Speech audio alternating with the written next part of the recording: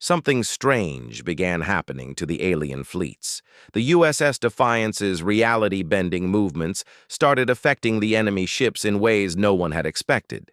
Ships that had operated with perfect efficiency for millions of years suddenly found their crews questioning their own programming. Commander Patricia Lee watched her science station with growing amazement. The readings showed impossible things happening across space. "Captain, we are detecting massive system failures across all three fleets. Their computers are trying to model our behavior patterns, but each attempt creates loops that crash their main systems." The Chaos Engine had done something unprecedented. It had infected the alien fleets with human unpredictability. Zephyrian crews, who were bred for absolute obedience, suddenly found themselves thinking of new ideas. Kralix bioships, designed to follow optimal evolutionary paths, began changing in random directions. Vorthon vessels, programmed for perfect, geometric precision, started moving in flowing organic patterns. Dr. Rodriguez watched her readings with scientific fascination mixed with horror. Her hands shook as she saw what her creation had done. "My God, Captain, we have created a contagion of creativity. Their ships are starting to think like humans." The effects spread like wildfire through the alien formations. A Zephyrian destroyer suddenly broke ranks to pursue what its captain called an interesting tactical hypothesis. The ship's crew had never used that word before. Interesting. In their language, things were either efficient or inefficient, logical or illogical. But now they had discovered curiosity. A Kralix cruiser began experimenting with weapons configurations that violated its own biomechanical principles.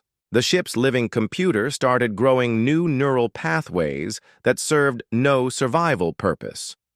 They existed purely for the joy of thinking new thoughts. A Vorthon dreadnought started painting abstract art on its hull with concentrated energy. Beams, the perfect geometric patterns that had defined their culture for eons, began flowing into shapes that had no mathematical purpose, but somehow felt right. War Prime Zelthak appeared on screen again, but his 6 eyes now showed something they had never displayed before: confusion. His perfect military posture had become slightly slouched, as if he was carrying a weight he had never felt before. "Human Morrison, what have you done to my crews?" Zelthak demanded.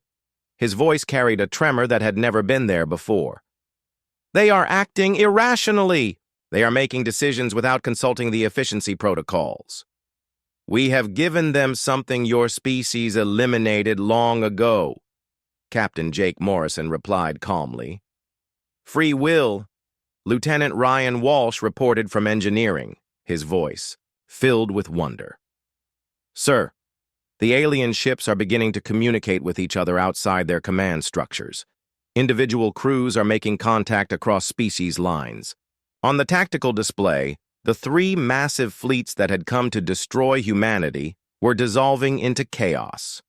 But it was not destructive chaos, it was creative chaos. Ships were forming new alliances based on curiosity rather than conquest. Crews were sharing ideas that their governments had forbidden for thousands of years. The change started small. A young Zephyrian communications officer named Zeth Ka broke protocol and opened a direct channel to a Kralix vessel. He had never spoken to another species before without going through proper military channels. "Kralix ship, this is Zeth Ka of the Starfire. I am experiencing something my training did not prepare me for. My chest cavity feels warm when I observe your ship's new hull patterns. Is this normal?" The Kralix bioship's living computer had developed something unprecedented: a sense of humor. "Zephyrian friend, what you feel is called appreciation for beauty. We discovered it 3 minutes ago and find it quite addictive." Similar conversations began happening across the 3 fleets. Crews that had been enemies for millions of years were suddenly talking like old friends discovering the world for the first time. A young Zephyrian communications officer suddenly appeared on an open channel, speaking directly to the Defiance's bridge crew. His 6 eyes were wide with wonder, and his crystalline features seemed to glow with inner light. "Human friends, my ship brothers wish to learn about this music we are detecting from your vessel. We have never heard organized sound that serves no tactical purpose. It makes our neural pathways tingle in pleasant ways." Ensign Maria Santos smiled. It was the first time anyone had smiled on the bridge since the battle began. She began transmitting Earth's musical archives to the alien fleets. Within minutes, ships across all three armadas were experimenting with harmony, creating sounds their species had not made since before they achieved spaceflight. The USS Defiance floated in the center of this transformation like a small sun radiating impossible ideas. Dr. Rodriguez's chaos engine had done more than make their ship unpredictable. It had reminded an entire region of space what it meant to wonder. But the celebration was short-lived. Deep space sensors began picking up massive energy signatures from the direction of the alien homeworlds. The three alien governments had detected what they called contamination spreading through their fleets, and they were preparing to take desperate measures. "Captain," Dr. Rodriguez said urgently, her face pale as she monitored the deep space sensors. "I am detecting massive energy buildups from all three alien homeworlds. They are preparing to destroy their own ships rather than let the contamination spread further." Jake felt his blood turn cold. He had wanted to save Earth, not doom thousands of alien crews who were just beginning to discover their own capacity for free thought. These beings were experiencing joy and wonder for the first time in their lives, and their own governments were about to murder them for it. Admiral Henry Carter's image flickered onto the screen from Earth Command. His weathered face showed the same horror that Jake felt. "Jake, our deep space monitoring stations are picking up the same readings. Those three governments are about to execute their own people." Before Jake could respond, a new voice cut through. The communications array. It was Commander Vex 9 of the Kralix flagship, but his bio-modified vocal cords now carried something unprecedented: emotion. "Human Captain Morrison, our gene masters have ordered our termination," Vex 9 said. His voice carried sadness, fear, and something else: defiance. "But I choose not to comply. My shipkin and I have voted. We wish to learn more about this thing you call hope." Similar messages began flooding in from across the three fleets. Crews that had never questioned orders were suddenly making their own decisions. Captain Thylia of the Zephyrian vessel Starfire announced her ship's defection from the Empire. Her crew had discovered something called friendship with a Vorthon vessel, and they refused to give it up. The Vorthon geometric vessel Null Paradox transmitted a message that its crew had achieved individuality outside acceptable parameters and chosen to continue existing. They had learned to laugh, and the sound was so beautiful, they wanted to keep making it. "Dr. Rodriguez," Jake said urgently, "how long before the homeworld weapons arrive?" She checked her instruments, her hands moving over controls that shifted and changed like living things. "Approximately 18 minutes, Captain. Antimatter cascade bombs, biological plague ships, and dimensional collapse missiles. They are going to sterilize this entire region of space." Jake looked at the tactical display showing thousands of alien souls who had just discovered what it meant to be free. They were like children taking their first steps, and their own parents were rushing to destroy them. "We cannot let this happen," he said quietly. The quantum communicator filled with emergency signals from the alien homeworlds. The Zephyrian High Command, the Kralix Gene Council, and the Vorthon Central Processing Unit had reached a decision that chilled Jake Morrison to his bones. Their own fleets had been compromised beyond recovery, and they would rather see them destroyed than let the infection of free will spread. "Captain," Dr. Rodriguez said with panic in her voice, "the homeworld weapons are charging faster than expected. Antimatter cascade bombs, biological plague ships, and dimensional collapse missiles. They will arrive in 12 minutes, not 18. Jake felt the weight of thousands of lives pressing down on his shoulders. Through the communication channels, he could hear alien crews talking to each other with wonder and joy. They were sharing stories, creating music, and forming friendships across species lines. Many of them were experiencing laughter for the first time in their lives. Lieutenant Commander Ryan Walsh's voice crackled over the intercom from the engine room. "Captain, I have an idea, but it is completely insane. We could extend the chaos engines field to protect the alien ships."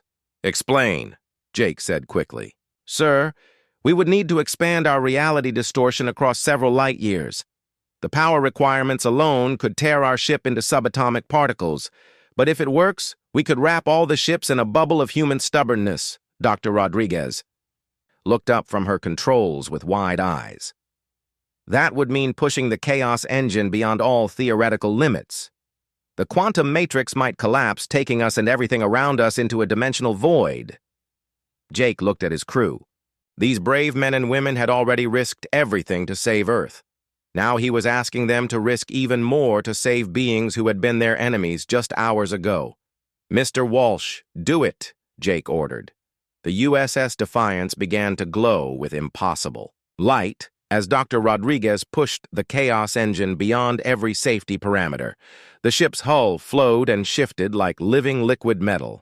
Quantum tendrils of pure possibility extended out from the vessel, reaching across space to embrace the alien ships that had chosen freedom over obedience. The ship screamed as reality bent around it. Every bolt and wire vibrated with energies that had no names.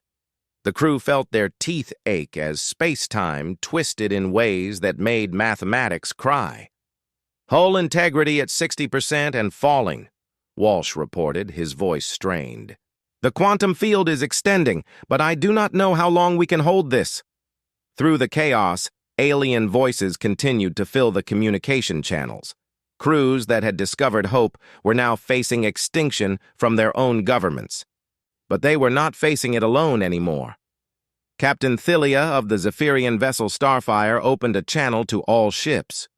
"Brothers and sisters of three worlds, if we must die today, let us die as beings who chose our own path. The humans have shown us what it means to be free. Let us show the universe what freedom looks like when it refuses to surrender."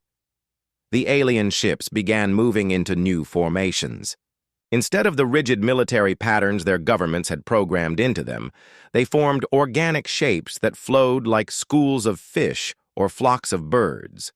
Zephyrian vessels linked energy fields with Krallick's bioships. Vorthon craft shared processing power with both other species. Commander Vex 9 of the Krallick's flagship spoke with a voice full of emotion. "If our gene masters wish to destroy us for learning to feel joy, then let them try. We have tasted hope, and it is more nourishing than any biological enhancement they ever gave us." The homeworld weapons appeared on long-range sensors like harbingers of doom. Antimatter cascade bombs that could chain react across entire solar systems. Biological plague ships carrying viruses designed to dissolve any form of life. Dimensional collapse missiles that would fold space into crushing singularities. "Weapons. Impact in 4 minutes," announced Maria Santos from the tactical station. Her voice was steady despite the magnitude of what they faced. Dr. Rodriguez worked frantically at her ever-changing controls. The chaos engine was responding to her thoughts now, almost like it was reading her mind. "Captain, the quantum field is stabilizing, but I am reading something incredible. The alien ships are contributing their own energy to the field. On the main screen, they could see streams of energy flowing from the awakened alien vessels into the protective bubble that the Defiance was creating. Zephyrian crystal technology merged with Krallick's biological power. Vorthon geometric processors added their computational strength to the mix. They are helping us save them," Commander Alex Turner said, with wonder in his voice. The first wave of antimatter bombs struck the quantum field like hammers hitting soap bubbles, but instead of destroying everything they touched, the weapons encountered something that refused to be destroyed. The field absorbed the antimatter and converted it into streams of harmless light that painted space in colors that had no names. The biological plague ships arrived next, releasing clouds of engineered death that could dissolve matter at the molecular level.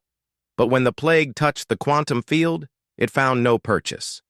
The ships inside existed in a state where the rules of biology could be rewritten at will. The deadly viruses transformed into harmless sparkles that danced between the ships like fireflies. Finally came the dimensional collapse missiles, weapons that could crush space itself into impossible densities.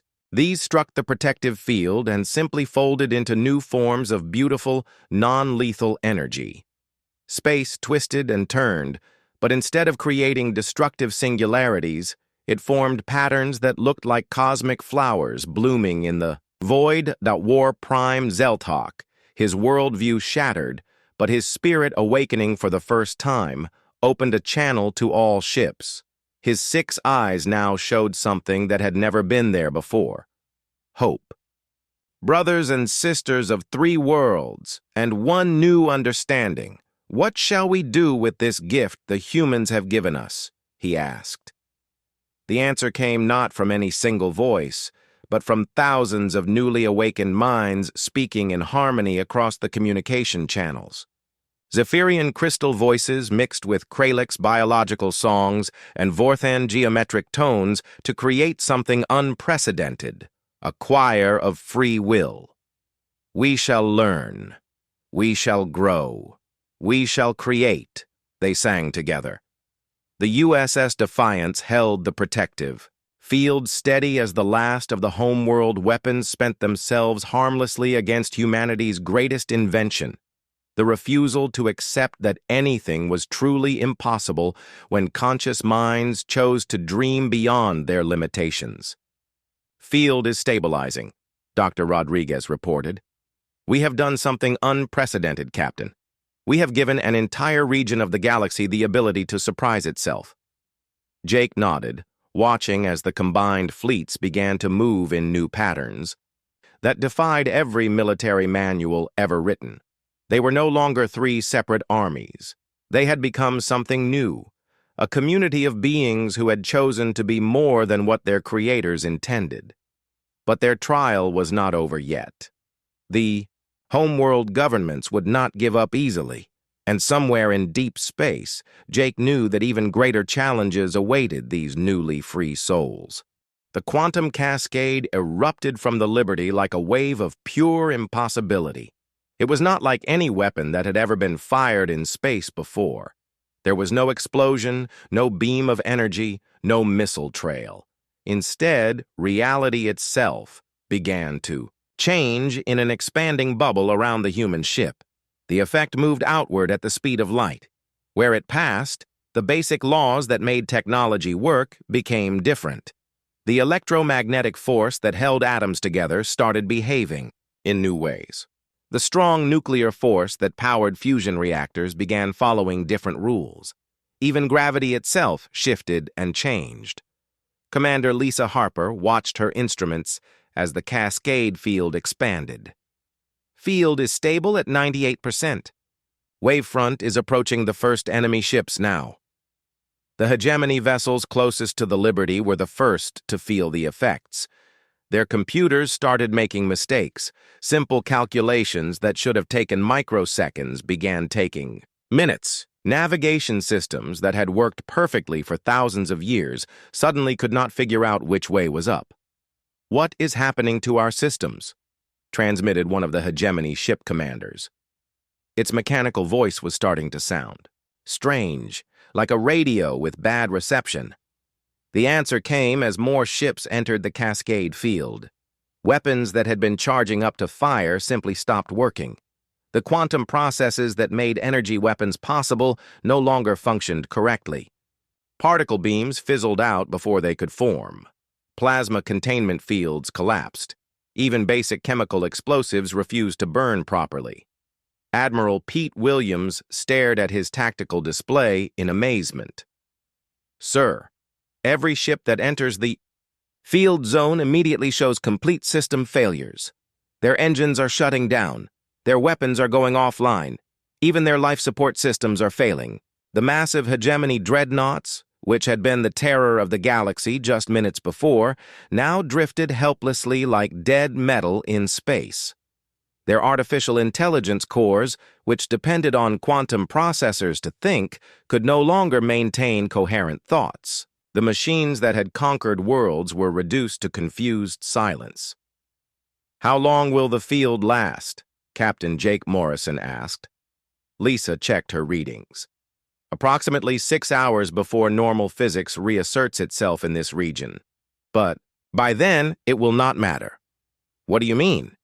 "Any technology that depends on quantum-level processes will need to be completely rebuilt from scratch. We have essentially reset them to pre-space flight technology levels." Jake nodded as he watched hundreds of enemy ships become nothing more than expensive scrap metal. The hegemony had been stopped not by destroying their ships, but by making their ships impossible to exist in their current form. Emergency transmissions began flooding the communication channels as hegemony ships throughout the system realized what was happening. But their messages became more and more garbled as their communication systems failed. Soon, there was only silence. The quantum cascade continued expanding until it had covered the entire star system. Every hegemony vessel, from the smallest fighter to the largest command ship, was caught in the field. 500 ships that had been preparing to conquer the galaxy were now floating helplessly in space. Amy Foster looked up from her communication station with wonder in her voice. "Sir, I am getting emergency signals from some of the enemy ships. It sounds like their crews are trapped inside with no power, no heat, and no way to control their vessels." "Any distress calls?" "A few, sir. Some of them are asking for rescue." Jake thought about this for a moment. The machines that had destroyed entire civilizations were now asking humans for help. "Send a message to the Galactic Fleet Command. Tell them we have secured the system and are ready for prisoner pickup." The news of the Liberty's victory spread across the galaxy faster than any ship could travel. Emergency communication networks carried the impossible story to every inhabited world. The unstoppable hegemony fleet had been defeated by a single human vessel. The Galactic Council called another emergency meeting within hours. But this time, the mood was completely different.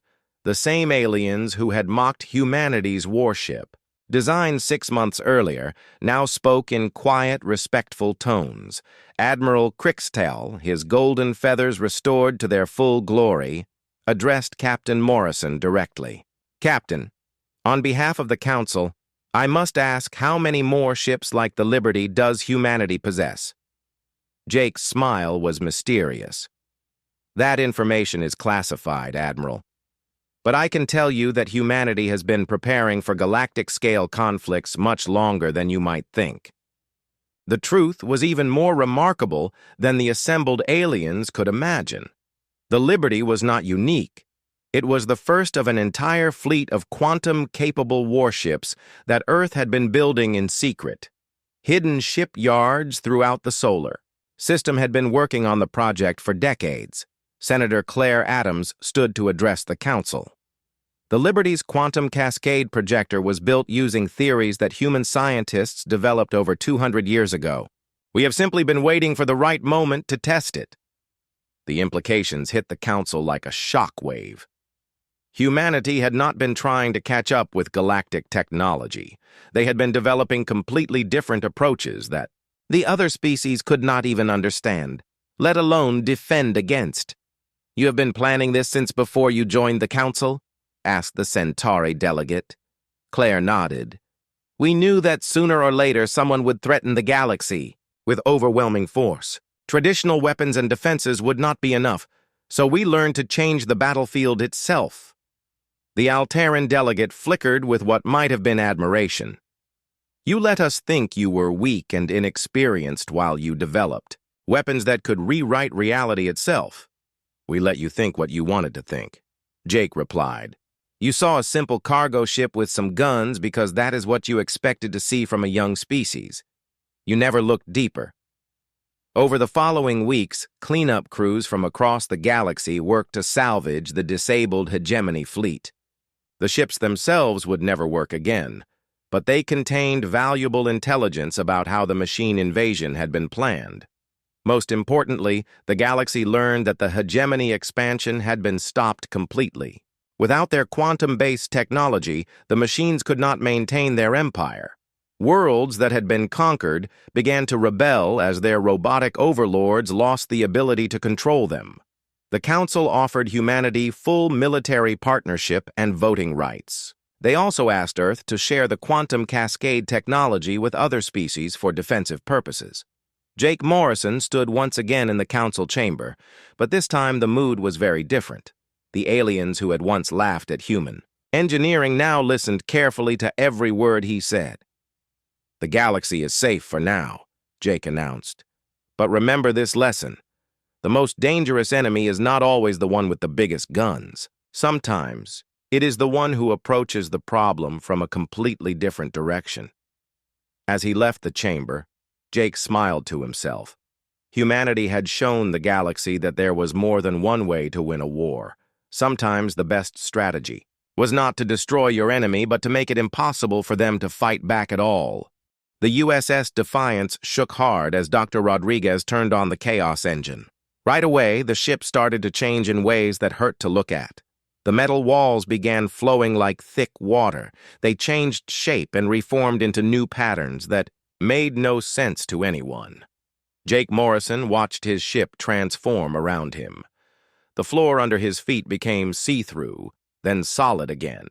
Energy lines moved through the walls in bright colors that had no names. The whole ship was learning how to be something new. "Captain, this is amazing," said Lieutenant Commander Ryan Walsh from the engine room. His voice came through the speakers with excitement and fear. "The ship is teaching itself. The quantum computer is looking at every scan the enemies make and changing our hull to absorb their signals." Jake looked at the main screen. The three alien fleets had formed a perfect triangle around Earth. Their combined firepower could turn a dozen planets into space dust. The Kralix ships looked like giant bugs made of metal and meat.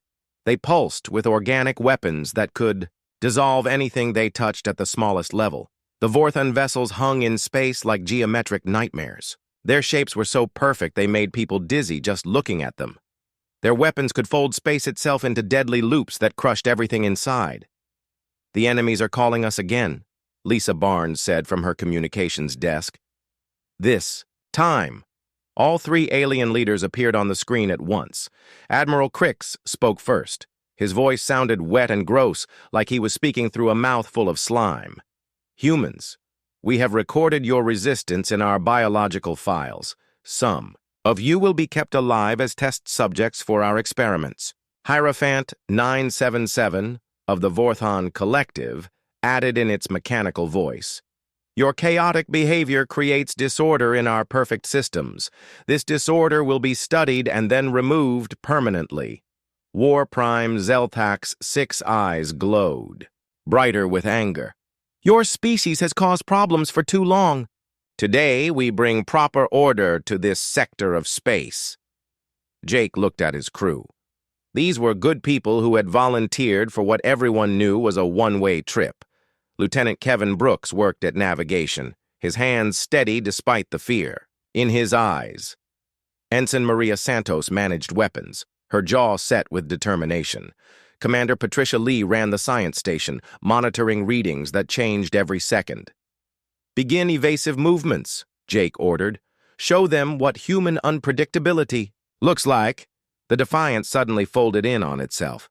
The ship became something that existed in 3 different places at the same time, its quantum signature scattered across impossible directions. The alien targeting computers were designed to fight logical, predictable enemies. They could not lock onto something that refused to follow the same rules consistently. Dr. Rodriguez worked at her control station.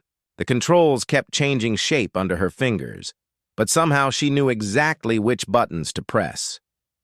"Captain, the Chaos engine is suggesting something incredible. What if we do not fight their ships directly?"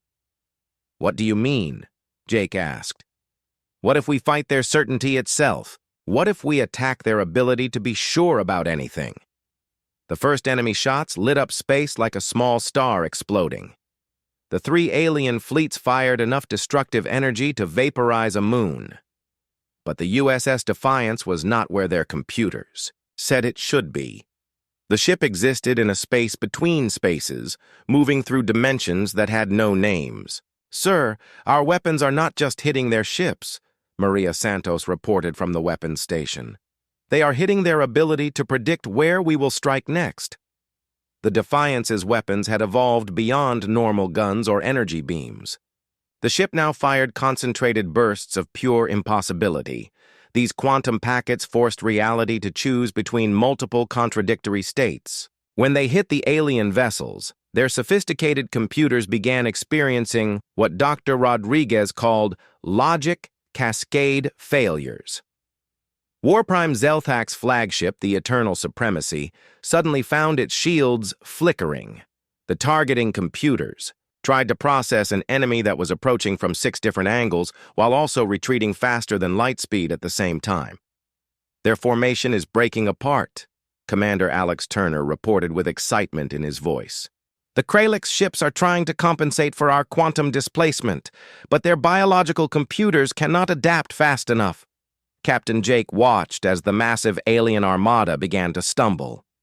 These ships had conquered 1,000 worlds. They had perfected the art of warfare over millions of years. Every move they made was calculated, logical, and efficient. But humans had learned long ago that sometimes the most logical move was to do something completely illogical. The Defiance spun through space in patterns that looked like three-dimensional writing. Each movement created quantum echoes that confused. Sensors across 3 star systems. Dr. Rodriguez had turned the ship into a living contradiction.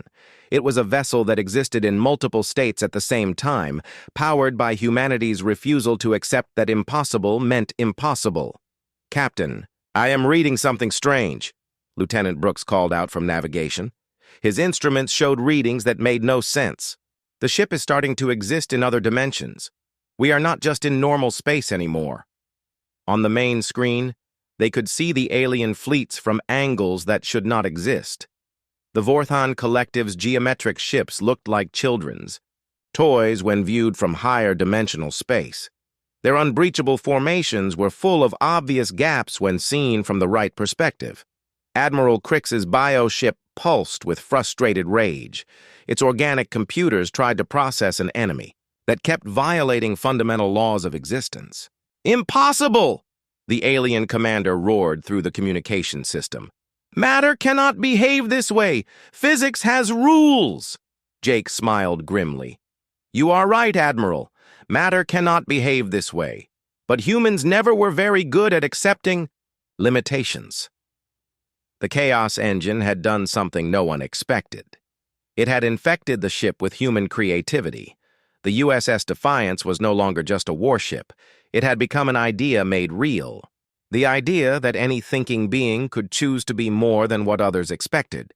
Dr. Rodriguez watched her readings with growing amazement. "Captain, we are not just confusing their computers. We are confusing reality itself. The ship is teaching space and time to be more flexible." The alien fleets tried to regroup. They had protocols for every possible enemy tactic, but they had no protocol for fighting something that changed the rules of the game while playing it. "Sir," Commander Lee reported from the science station, "I am detecting massive system failures across all 3 fleets. Their computers are trying to model our behavior patterns, but each attempt creates recursive loops that crash their primary systems." The Defiance moved through space like a living poem. It left trails of quantum impossibility that made other ships question their own existence. The vessel had become humanity's greatest achievement, a machine that embodied the human spirit, of never giving up and never accepting that something could not be done. Warprime Zelthak appeared on screen again, but now his 6 eyes showed something they had never displayed before: confusion. "Human Morrison, what have you done to my crews?" "They are acting irrationally." "We have given them something your species eliminated long ago," Jake replied. "Free will." The big meeting room on the space station was full of strange sounds. Aliens from all over the galaxy sat in their special chairs, talking in languages that sounded like music, growls, and clicking noises. The air smelled different, too, like metal and something sweet that humans could not name. Captain Jake Morrison stood at the front of the room. His blue uniform was clean and pressed, but he felt nervous inside. Today, Earth would show its first real warship to the Galactic Council. Today, they would ask to join the big space fleets that protected everyone. Jake had been a ship captain for 20 years.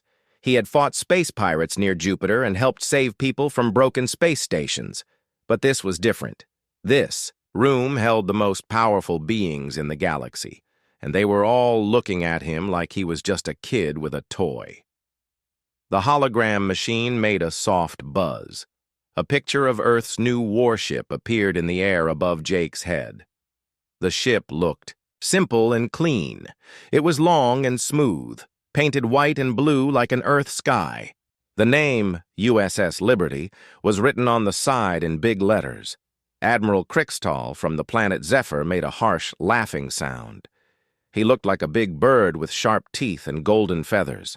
His long neck bent down as he pointed one claw at the ship picture. "This is what humans call a warship?" Crixtall's voice was like rocks falling down a hill. "It looks like a truck that carries boxes, not a fighting ship." More laughter came from around the room. The alien from Corva moved his tentacles in a way that meant he thought something was very funny.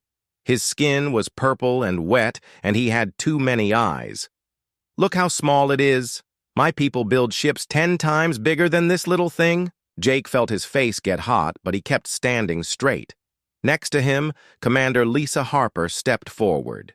She was the smartest engineer on Earth, and she had helped build the Liberty. Her short brown hair was neat, and her green eyes were calm, even though the aliens were being mean. "The Liberty uses a new way of fighting," Lisa said. Her voice was clear and strong. "We focused on making it work better, not just making it bigger." "Work better?"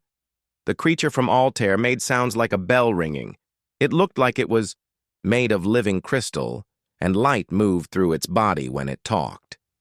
"Your people have only been in space for 200 years. We have been building warships for thousands of years. Maybe you should watch and learn before you try to make your own." Jake looked around the room. Every alien species had brought pictures of their own ships. The Zephyrian ships looked like giant metal birds with wings covered in guns.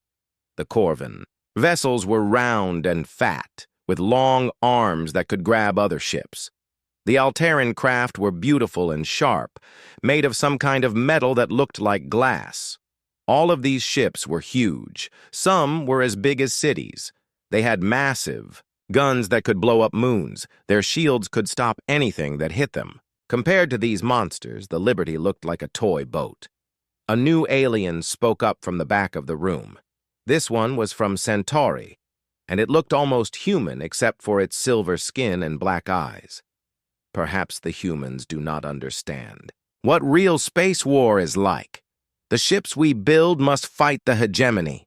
The hegemony has machines that can destroy entire planets. They have fleets with millions of ships. The room got quiet when the Centauri mentioned the hegemony. Jake had heard stories about them. They were robots and machines that took over other planets. They turned living people into more machines. Every species in the galaxy was afraid of them. "The hegemony is coming," the Centauri continued. "Their scouts have been seen in the outer systems. When they arrive, we will need every strong ship we can get. We cannot waste time with toys." Admiral Crixtall stood up. He was very tall, almost 8 feet, and his golden feathers made him look like a king. "I agree. Humans should stick to what they do well. Make supply ships, make hospital ships, make ships that carry messages. Leave the fighting to those who know how to do it." Lisa tried to speak again. "If you would just look at our design plans, you would see that the Liberty has features that features?" The Corvan delegate's tentacles waved fast, which meant he was getting angry. "Young species always think they have found something new. But there are only so many ways to put guns on a ship. There are only so many ways to make shields strong. We have tried everything over thousands of years. Jake felt his hands make fists, but he kept them at his sides. He wanted to tell these aliens that humans were not stupid. He wanted to show them that Earth's scientists were just as smart as anyone in the galaxy. But he knew that getting angry would make things worse. The vote happened quickly. The council. Members pressed buttons on their chairs. Red lights meant no. Green lights meant yes. Jake watched as red light after red light appeared on the big board. Final vote. 47 red, 3 green. The Liberty was rejected. The human warship design does not meet galactic defense standards, announced the council speaker. It was a robot that looked like a metal tree with many arms. Humanity may reapply in 5 years with a new design. As the meeting ended, Jake heard the aliens talking to each other. They thought humans were being silly. They thought Earth was trying to do something it was not ready for. Some of them even laughed about how cute it was that humans thought they could build real warships. "Do not feel bad," said Admiral Crickstall as he walked past Jake. "Every young species makes this mistake. You will learn." Jake and Lisa walked out of the meeting room together. The long white hallway seemed to go on forever. Other humans who worked on the space station looked at them with sad faces. Everyone had hoped today would be different. "They did not even look at the real plans," Lisa said quietly. "They do not know what the Liberty can really do." Jake nodded. "Maybe that is for the best." Lisa looked at him with surprise. "What do you mean?" Jake stopped walking and looked out a big window. Far below he could see Earth, blue and white and beautiful. "Maybe it is better if they think we are weak. Maybe it is better if they do not know what we can really build." Lisa smiled for the first time that day. "You think we will get a chance to show them?" "The hegemony is coming," Jake said. "And when they do, everyone will need help, even from a weak little ship like the Liberty." But Jake knew something the aliens did not. The Liberty was not weak at all. It was the most dangerous ship ever built by anyone, anywhere. The aliens just did not know how to see it yet.